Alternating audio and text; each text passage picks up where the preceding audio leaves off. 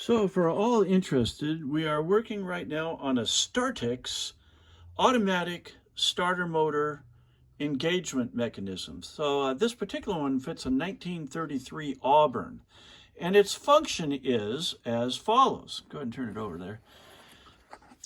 You would think that, you know, all you need is a regular solenoid to start the car with. This one happens to have a remote button on it you can push right here. And you see those two contacts coming down and clapping between the battery on the side and the output to the starter motor, which is on the back. So obviously, most solenoids, you just connect these two together. Bingo, you start the engine, you release the power, and this comes back up, and your engine is started and fine. But back in 1933, not only Auburn, but also, what else? Duesenberg? What else? Packard and Hudson. Packard and Hudson. The engines were so quiet at idle, sometimes the engine would stall, and this mechanism would automatically sense that the generator was no longer rotating, and it would automatically start the engine again. A lot of these early cars were so quiet and idle, you couldn't even tell that the engine was on or not. But in certain dangerous conditions at a stop sign, and you had to get going right away again if there was a lot of noise around you, and the engine died, this would automatically start your motor again. So counterintuitively, there's no spring-loaded connection on the ignition switch for the early cars. You simply turned on, supplied ignition power to it, and this would automatically start the vehicle. So on the outside, we have a couple terminals here.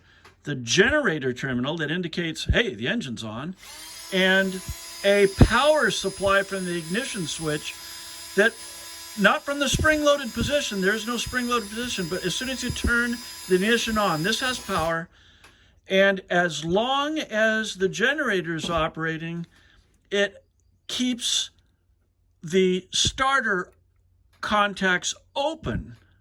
As soon as you lose generator power, they close, and once again, the car starts the engine. Now the generator is back into the system, and it opens the starter contacts. It's an automatic restart system. So now we're going to demonstrate it. These are typically for 6 volts. We've got this thing turned all the way down to 6.5 volts. That's the lowest we can get in our system. And then watch the operation. So describe as you go along. All right, so this is basically turning on the ignition switch by connecting here. You see it sucks that contact down, which is putting power to the starter motor here. Now the engine's running. Now the engine's running. And the generator's in? The generator, power in at the generator. It opens those contacts there. And now if the car stalls or the generator dies, they close again, and now the starter has reignited or restarted. Restarted. Generator, give us generator. And they disengage the starter. Okay, so that's the basic function of it. You also have the advantage of this little remote button that allows you to crank at any time, which I'm sure was convenient for anybody working on the car. But to make a long story short, we have had this thing completely apart because either the main starter motor was machine gunning back and forth, or one of a variety of other problems where it was not actually operating. It turns out that on the top there is this adjustment screw right here. There's a kind of a complicated little linkage in here that opens and closes the grounding points to the starter motor coil. And when these points are open, it no longer can operate the starter motor solenoid half of it. This actually has 2 windings in it. One winding is for the ignition on, the other winding is for the generator.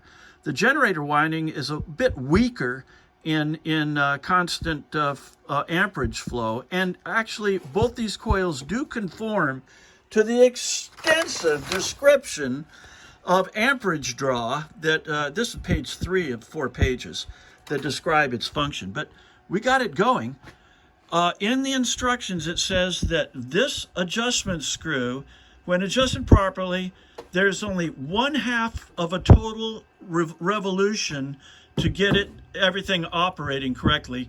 In order to finalize this, we turned it no more than 1/4 of a turn to get it to operate as it is. Go ahead and start that get that generator in the circuit. Ha! We're no longer cranking. But you will if you stall. So that's our story, and we're sticking to it.